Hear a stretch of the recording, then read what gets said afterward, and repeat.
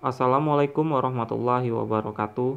Perkenalkan, nama saya Roman Hentu Manggara, NIM 008 dari kelas Indralaya, dengan materi Optimization of the Drastic Method for Groundwater Vulnerability Assessment via the use of Sample Statistical Methods and GIS.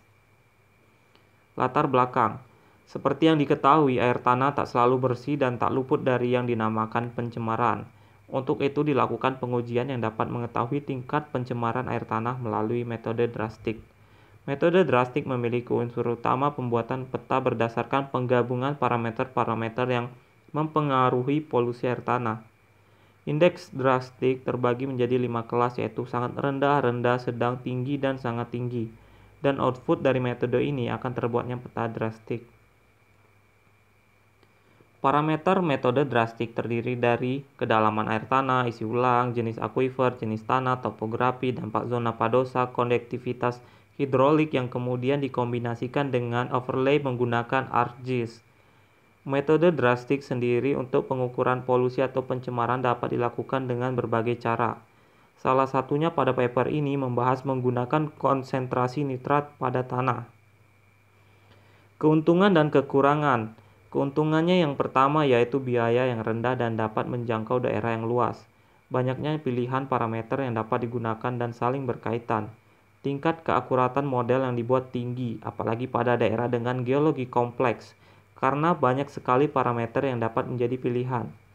Kekurangan metode ini ada beberapa parameter pada saat melakukan korelasi atau menghubungkan data dapat terjadi kekeliruan. Maka dari itu harus benar-benar diperhatikan dalam mengkorelasikan data. Metode drastik uji konsentrasi nitrat. Syarat yang harus dilakukan yaitu harus berasal dari kegiatan pertanian yang telah dilakukan di wilayah penelitian lebih dari 20 tahun. Memiliki mobilitas air tanah, curah hujan tinggi dan airnya masuk ke air tanah, didistribusikan secara relatif seragam di sebagian besar area penelitian. Area penelitian juga menggabungkan fitur-fitur lainnya yang untuk menjamin keakuratan statistik metode ini, yaitu berbagai nilai untuk semua model parameter seperti geologis karena mengandung geologis yang sangat berbeda, formasi, tipe aquifer, maka dari itu semua data harus diteliti. Konsentrasi indeks polusi nitrat menunjukkan rentang nilai yang besar, karena titik pengambilan sampel tersebar di wilayah yang hampir seluruhnya meliputi lebar rentang semua parameter model. Pengambilan data metode drastik.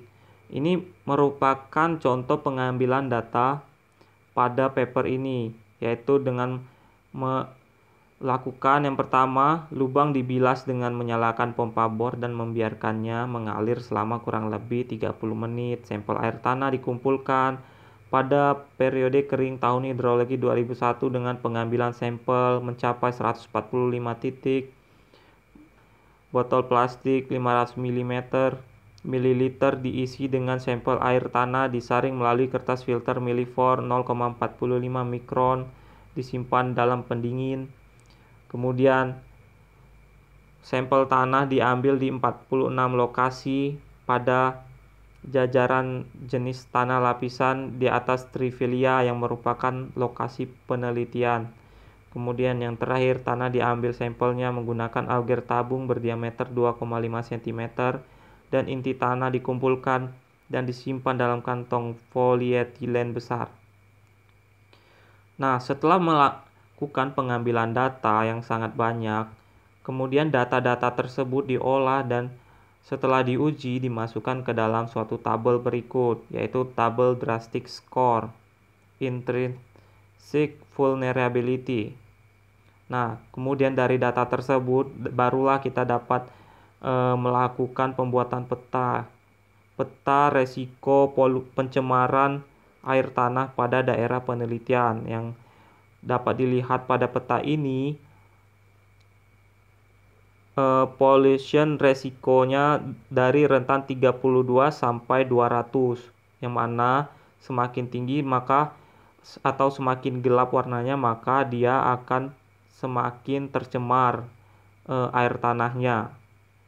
Kesimpulan, metode drastik merupakan metode yang sangat efektif digunakan untuk pembuatan peta resiko pencemaran air tanah.